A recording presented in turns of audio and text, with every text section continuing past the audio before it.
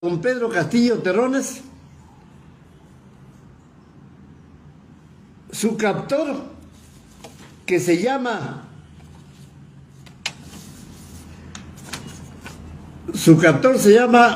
Walter Eric Ramos Gómez.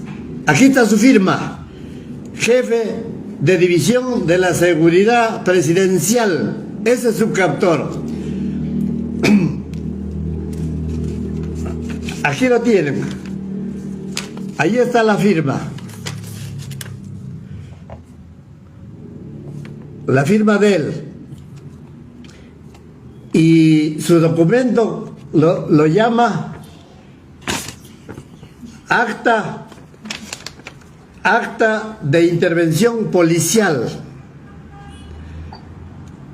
Y si leen ese texto, allí este mismo energúmeno policial está confesando que no sorprendió a don Pedro Castillo Terrones consumando nada. Este energúmeno policial está confesando que nunca descubrió la realización del delito, porque lo está diciendo en forma expresa, algo que el Perú lo escuche, algo que el mundo lo escuche. Está diciendo lo siguiente: sin embargo, siendo las 13:35 horas, 13:35, 1:35 de la tarde, y la primera línea de esta acta de detención o llamada intervención policial dice, siendo las 13:42 horas, a la 1:42 es que lo intervinieron a Pedro Castillo, es decir, lo detuvieron. Y este mismo, de nuevo reiterado energúmeno policial, confesando su ignorancia, dice que a las 13:35, es decir, 7 minutos antes de que lo detenga don Pedro Castillo, lo llamaron por teléfono. Lo llamaron por teléfono, siendo las 13:35, el suscrito Ramos Gómez Walter, coronel, del mismo grado que el Colchado, el que se escondió, porque él es el que estaba haciendo las coordinaciones, haciendo las llamadas, porque él era el brazo derecho de la fiscal de la Nación, con quien ya se fue al local de la prefectura, pero todas las llamadas, todas las recepciones del oficio, dando cuenta, poniéndolo al detenido a disposición de las fiscales, justo las tramitaba la DIVIAC, que la comanda el Harvey Colchado. Entonces, este energúmeno Ramos Gómez Walter, coronel, dice, confesando su ignorancia, el suscrito recibió una llamada telefónica del general PNP Iván Licetti Salazar. Don Iván Licetti Salazar es el director de seguridad del Estado.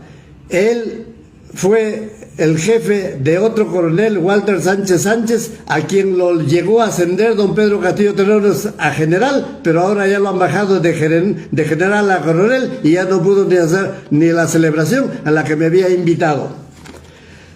Muy bien, recibió la llamada del general Iván Licetti Salazar, disponiendo, ojo, le disponen a este que está contestando el teléfono, coronel Ramos Gómez, que por orden superior se intervenga al señor José Pedro Castillo Terrones por encontrarse incurso en flagrancia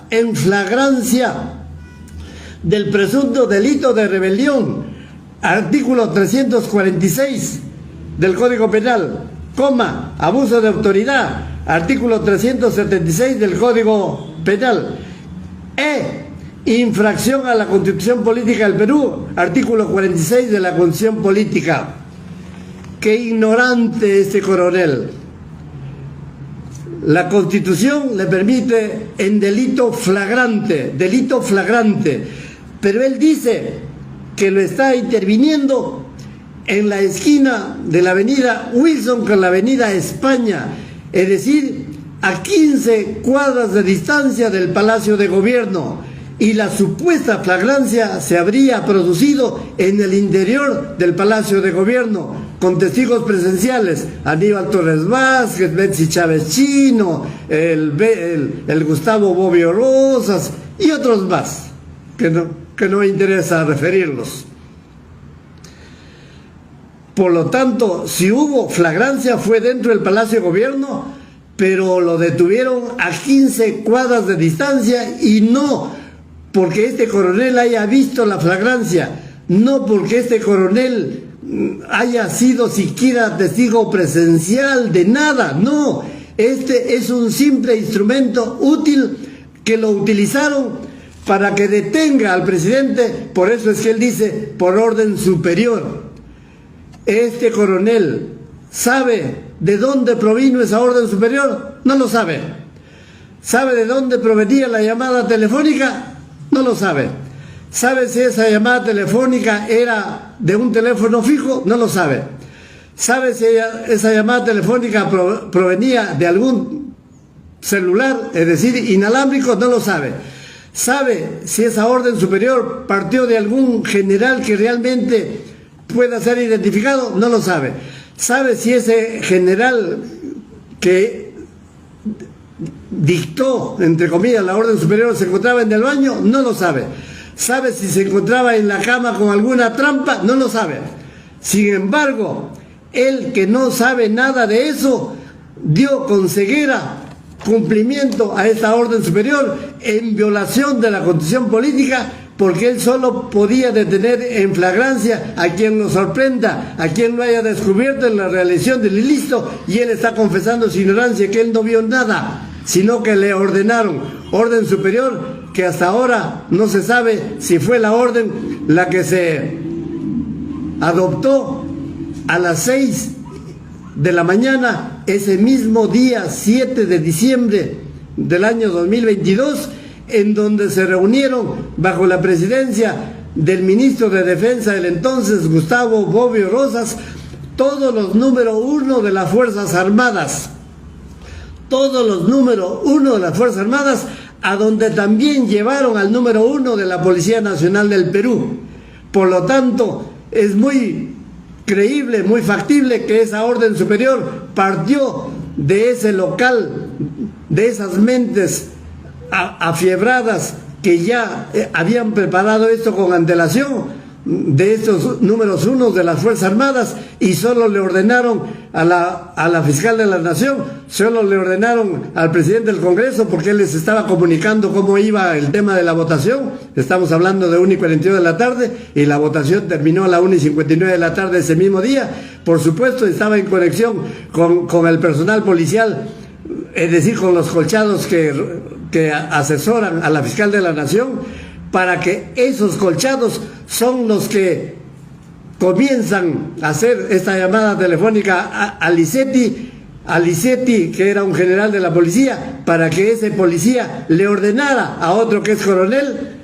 El general le ordena a un coronel para que lo detuviera, y en efecto lo detuvo. Pero aquí viene el tema. Este mismo ignorante coronel dice por el delito de rebelión, dice por el delito de abuso de autoridad, y dice por infracción de la Constitución. Total, imbecilito, ¿por cuál de los delitos lo detuviste? ¿Por el delito de abuso de autoridad o por el delito de rebelión? Si a ti no te consta ninguno ni otro. Ignorante de remate, coronel de la policía, Walter Ramos Gómez. ¿Por qué diablo hablas que la infracción a la Constitución prevista en el artículo 46, que tú señalas por escrito, te faculta detener a un presidente de la República? Por favor, que este número 1 de la policía, que me escucha, el ministro del Interior, que también debe estar escuchando, y háganle llegar el vídeo a este coronel, inmediatamente deben ponerlo a disposición, y de oficio que le abran un proceso penal, porque esta detención es realmente un delito de marca mayor, porque fue en agravio de un presidente.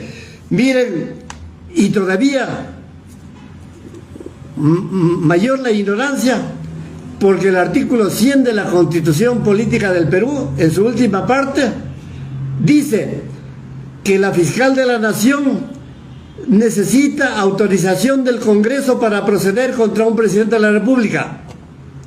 El artículo 100 de la Constitución Política, en su última parte, dice que el juez penal supremo o juez de investigación preparatoria hoy, de nombre Juan Carlos Sheckler Soria, necesita autorización del Congreso para procesar penalmente a un presidente y para detenerlo. Y necesita autorización del Congreso para hacer la calificación jurídica de los hechos como delito. Por lo tanto, la policía no está facultada para, cuando hay un problema de calificación jurídica de hechos como delito 1, 2 o 3 o 4, pueda asumir la desfachatez, la desventura, la aberración de hacer una calificación jurídica que no le compete. No puede esa orden superior considerar que aquí se trataba de dos delitos, delito de rebelión y delito de abuso de autoridad. ¿Cuál es el delito de abuso de autoridad que comete un presidente que lee una aberración de mensaje? El delito de abuso de autoridad previsto en el artículo 376 habla de una arbitrariedad de un funcionario público en perjuicio de alguien, de una persona en concreto, de un Juan Sánchez González.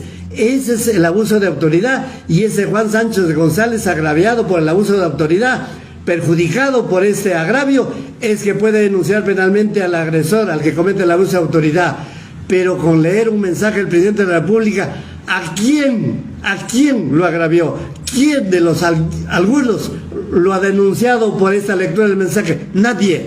Por lo tanto, este policía energúmeno no se encontraba en la competencia de hacer la calificación de los hechos, que son la lectura de ese mensaje, como un delito de rebelión o como el otro delito de abuso de autoridad. Y peor aún, si el juez no puede, si la fiscal de la Nación no puede, si no tiene autorización del Congreso, menos lo puede tener la policía, porque la policía no tiene ninguna competencia para las resultas de un antejuicio. Solo en un trámite de un antejuicio, que tiene un trámite muy riguroso, permite que después de que haya intervenido la subcomisión de acusaciones constitucionales, después que haya intervenido la comisión permanente, después que haya intervenido el pleno del Congreso, después que hayan debatido todas las acusaciones contra un presidente en presencia de él, sí, con citación de él, y en presencia de su defensa técnica, solo después de todo ese trámite que se llama antejuicio, se dicta la resolución acusatoria de contenido penal por el Congreso de la República, y solo el Congreso de la República autoriza el procesamiento penal. Los autoriza no solo al juez de investigación preparatoria, sino a la fiscal de la Nación, y en este caso el Congreso de la República no ha autorizado a nadie, ni a juez supremo alguno, ni a fiscal de la Nación alguna, menos a la policía, porque en el antejuicio no se le da autorización a la policía. Por eso es que esta policía comete un delito execrable con hablar del delito de rebelión, del delito de abuso de autoridad y de infracción a la Constitución, porque la infracción a la Constitución no es delito flagrante. La infracción a la Constitución no lo puede procesar ni siquiera un juez supremo. La infracción a la Constitución no lo puede denunciar ni siquiera la fiscal de la Nación con fines de contenido penal. No, porque la infracción a la Constitución no tiene proceso judicial alguno. La infracción a la Constitución no tiene requerimiento de la fiscal de la Nación ante un juez, porque la infracción a la Constitución solo se tramita en juicio político por el Congreso, y hay la sola pena de suspensión, de destitución, de inhabilitación, y jamás de detención, jamás de detención. Sin embargo, aquí este señor coronel está diciendo en forma expresa que por esa orden superior se procedió a la intervención y detención del señor Pedro Castillo Terrones, y lo voy a leer: motivo por el cual la llamada telefónica, orden superior, se dispuso detener a la comitiva, al cofre Es decir, no solo detuvieron a Pedro Castillo Terrones, también detuvieron al chofer, al cofre, lo detuvieron a Aníbal Castillo, a Aníbal Torres Vázquez dentro, a la esposa del presidente, a la hija 1 del presidente, a la hija 2 del presidente. Todo es el cofre. A la altura de la intersección de la avenida Garcilaso de la Vega y la avenida España. Por lo tanto, coronel, no te encontrabas en el lugar de los hechos en donde se habría producido la flagrancia. Te encontrabas tú a 15 cuadras del Palacio de Gobierno, frente a la Clínica Internacional. Todavía lo pone entre paréntesis para los desubicados. Procediéndose, lo dice este coronel energúmeno, procediéndose a la intervención y detención del señor Pedro Castillo Terrones. Procediéndose a la intervención y detención del señor Pedro Castillo Terrones. Por lo tanto, desde la 1:42 de la tarde del 7 de diciembre, don Pedro Castillo Terrones, siendo presidente en funciones, porque aún no había ni siquiera la votación, ya se encontraba detenido. Se encontraba detenido por orden superior sin que le conste la flagrancia a sus captores. Y esto, que lo sabe cualquier jurista, fue avalado nada menos que por el defensor, entre comillas, de don Pedro Castillo Terrones, de nombre Aníbal Torres Vázquez, porque él se encontraba presente dentro del cofre. Él se encontraba presente desde que lo bajan del cofre en el local de la prefectura con el detenido Pedro Castillo Terrones. Este abogado se encontraba presente y leyendo todos los documentos policiales que podía inclusive pedirlos, porque era el defensor. Él tiene competencia legal para pedir cualquier documento policial, peor si le van a hacer firmar a su defendido, como sucedió. Aquí tienen una constancia de buen trato,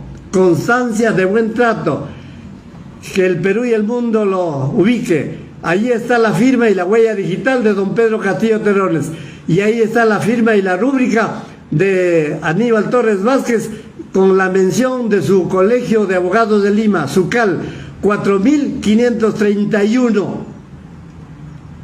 Fíjense lo que dice esta constancia de buen trato entre comillas. El detenido José Pedro Castillo Terrones, el detenido Aníbal Torres Vázquez, el detenido que suscribe la presente acta, que lo hiciste firmar, Aníbal Torres Vázquez, tú lo hiciste firmar, porque don Pedro, como profesor de Muña, solo especialista en rondas campesinas, él no entiende qué es esto de una intervención, de una detención, de flagrancia. Tú sí lo tenías que haber entendido, ¿no? O por lo menos lo habrías llamado a Benji Espinosa para que te explique, para que te abra los oídos. Que suscribe la presente acta, dejando constancia de haber recibido buen trato, tanto físico y psicológico, durante su intervención, entre paréntesis detención, acabo de leer el acta de intervención de detención, y tiempo de permanencia en esta dependencia, y tiempo, es decir, desde la 1:42 que fue la intervención hasta que lo sacaron de la prefectura para llevarlo a Barbadillo, habiendo recibido trato digno y respeto por el personal policial, especialmente por este coronel Ramos Gómez, que permitió que hubiera un pelotón de policías, ya no coroneles ni comandantes, todos en la calle, en la avenida España, todos armados con sendas metralletas que lo apuntaban tal cual a un narcotraficante desalmado llamado presidente de la República en ese entonces. Le apuntaban, yo no sé si en la cabeza de su esposa o en la cabeza de Pedro Castillo o en la cabeza del merecido Torres Vázquez, pero apuntaban al vehículo, al cofre, y lo apuntaban por delante, lo apuntaban por la izquierda, lo apuntaban por la derecha y lo apuntaban por detrás. Un pelotón de fusilías todos armados. Y eso no es buen trato, Aníbal Torres Vázquez. Eso es la peor ignominia que puede soportar un presidente de la República en presencia de su defensor por acción de sus subordinados, como son los policías. Eso no se llama buen trato, ni físico ni psicológico. Sin embargo, lo hizo firmar este inefable defensor al presidente, firma Pedro Castillo Terrones, y aquí está la huella digital, estoy leyendo. Luego dice, posfirma José Pedro Castillo Terrones, todavía lo hizo escribir en manuscrito a su detenido, a su defendido. DNI 27 42 78 64, le hizo poner el número de su DNI, o sumisamente don Pedro Castillo tuvo que seguir sumiso a la férula de Torres Vázquez y puso hora 13:55, fecha 7 de diciembre de 2022. 13:55 significa que lo habían detenido a las 13:42 y solo 13 minutos después se encontraba ya firmando don Pedro Castillo Terrones esta constancia de buen trato, y como si eso fuera poco, firmaba al lado de don Pedro Castillo Aníbal Torres Vázquez y ponía su número de colegiatura 4531. Eso hay, y debajito de la firma del detenido y de su defensor, entre comillas, se encuentra Walter Ramos López, Walter Ramos Gómez, es decir, el mismo que lo había detenido en la calle es el mismo que lo estaba haciendo leer dentro de la prefectura. Claro que ya no se encontraban los policías con metralleta. Los policías con metralleta fueron en la esquina de las dos avenidas, España y Wilson. En cambio, el local de la prefectura, el interior, se encuentra a 2 cuadras de distancia. Ya no se encontraban los policías armados, pero vino otra desarmada, pero que juega el mismo rol. La desarmada que vino se llama Fiscal de la Nación, Patricia Benavides Vargas. Vino con la cinta de Fiscal de la Nación, claro, y vino con el Fiscal Supremo Adjunto 1, y vino con la Fiscal Suprema Adjunta 2, y vino con todos los colchados que la rodean y que forman la DIVIAC. Cada uno de ellos hacía de ujier, cada uno de ellos hacía de auxiliar, de instrumento útil. Le entregaban estos documentos, que son muchos, le entregaban primero al detenido, a don Pedro Castillo Terrones. Claro, le entregaron esta constancia de buen trato también a don Pedro Castillo Terrones, y él, de taquito, ustedes lo habrán visto en la televisión, le entregó a Aníbal Torres Vázquez. Y por supuesto que él lo leyó muy escrupulosamente, seguro, o fingió leer. Parece que fingió leer, porque los topos no leen sino fingen.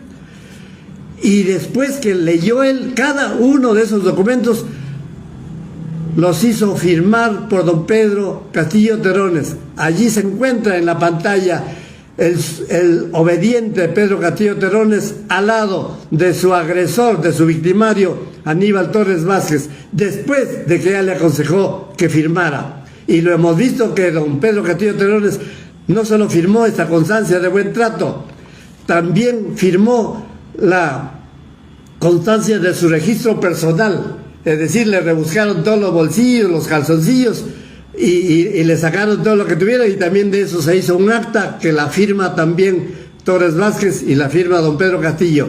Y también la Fiscal de la Nación le hizo leer esa acta que se llama Acta de Lectura de Derechos. En efecto, a aquel que lo detienen le tienen que decir si necesita un defensor. Dijo que sí, ahí estaba su defensor designado, Torres Vázquez.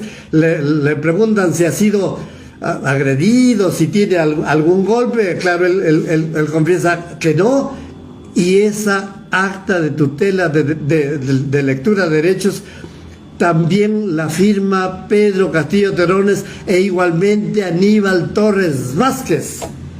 Gravísimo que este chotano inefable Aníbal Torres Vázquez le haya hecho firmar a su víctima, a don Pedro Castillo Terrones, a sabiendas de que a la 1:55 de la tarde, cuando ya firma su calidad de detenido, cuando a los 12 minutos que lo han detenido lo hace firmar este buen trato físico y psicológico, todavía no se había votado la vacancia, porque la vacancia se convocó para las 12 del día, no comenzó a las 12 ni a las 12:30, en algún momento comenzó y prosiguió un trámite farsa, una ausencia de procedimiento, y se votó el último voto a la 1:59 de la tarde. Por lo tanto, el Torres Vázquez, defensor, lo estaba haciendo firmar su calidad de detenido al presidente de la República en funciones,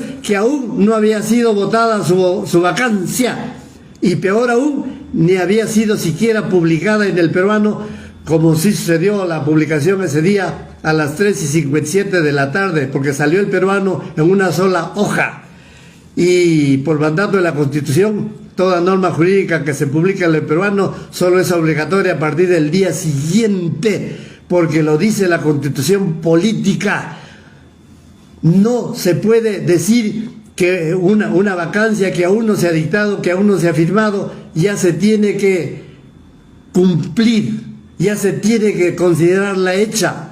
Y la consideraron hecha delictivamente por cuanto la dictadora actual, la usurpadora del entonces y también actual, Dina Boluarte Segarra, juramentó el cargo a las 3:53 de la tarde, es decir, cuando todavía no había sido publicada la resolución de vacancia en El Peruano y cuando todavía no cobraba vigencia, porque cobra vigencia una resolución del Congreso que se publica en El Peruano a partir del día siguiente, y ella ya juramentó a las 3:52 de la tarde, rodeada por cientos de militares, rodeada por cientos de policías. Todo el recinto del Congreso se había rodeado por las Fuerzas Armadas y por los policías. ¿Y quién llamó a las Fuerzas Armadas si ella todavía no era presidenta? Porque la Fuerza Armada ya se encontraba rodeando el recinto del Congreso desde el mediodía. 1 de la tarde, 1:30, 2 de la tarde, 3 de la tarde, toda la Fuerza Armada rodeaba el Congreso para que haya el juramento con seguridad física a las 3:52 de la tarde. Y el presidente del Congreso no puede convocar a la Fuerza Armada porque no tiene competencia alguna. El presidente del Congreso, el William Zapata, no obstante ser militar, solo puede convocar a la Fuerza Armada para que rodee al Congreso por algún asunto de orden interno, vía el presidente de la República. Lo dice José William Zapata, la Constitución. Es el presidente de la República el que ordena el desplazamiento de las Fuerzas Armadas a petición del presidente del Congreso. Por lo tanto, el presidente del Congreso no tenía ninguna autoridad legítima, constitucional, formal para convocar a la Fuerza Armada y rodearla. Más bien es un delito de rebelión, porque jura el cargo, no obstante, ya estaba rodeada el Congreso por la Fuerza Armada, y no obstante no se había publicado la resolución de vacancia en el Congreso. Y en cuanto a la vacancia, que es lo que motiva esta tutela de derechos y además también la flagrancia a la que me estoy refiriendo con alguna extensión, debo decir lo siguiente. Por mandato de la Constitución política, cualquier persona que sea motivo de alguna sanción, cual ésta sea, tiene que ser motivo de un procedimiento. Lo dice la Constitución, artículo 139, inciso 3, que nadie puede ser sometido a un procedimiento que no sea el previamente establecido. El previamente establecido. ¿Y dónde se encuentra algún procedimiento previamente establecido para vacar a un presidente? ¿Se encuentra en la Constitución política? No. ¿Se encuentra en alguna ley especial? No. ¿Se encuentra en algún código penal, procesal penal, civil? No. ¿Se encuentra en el Código Procesal Constitucional? No. Los reglamentos solo se encuentran, los del Congreso, por mandato de la Constitución, por previa aprobación del Congreso. Por previa aprobación del Congreso. Lo dice el artículo 94 de nuestra Constitución política. que el Congreso, para funcionar en todos los aspectos en que debe funcionar, votar por ejemplo, vacar por ejemplo, debe aprobar su reglamento en forma previa y debe aplicar su reglamento en forma posterior cuando se trata de un procedimiento en concreto, en este caso del de vacancia. Y este procedimiento de vacancia se encuentra en el reglamento del Congreso en el artículo 89A. El artículo 89A en forma expresa habla del procedimiento de vacancia que se inicia con una moción de orden del día que plantea una vacancia por escrito, fundamentado, con relación de hechos y con documentos que prueben esos hechos y con fundamentación jurídica, y que esta moción de orden del día que plantea vacancia debe ser firmada por no menos de 26 congresistas.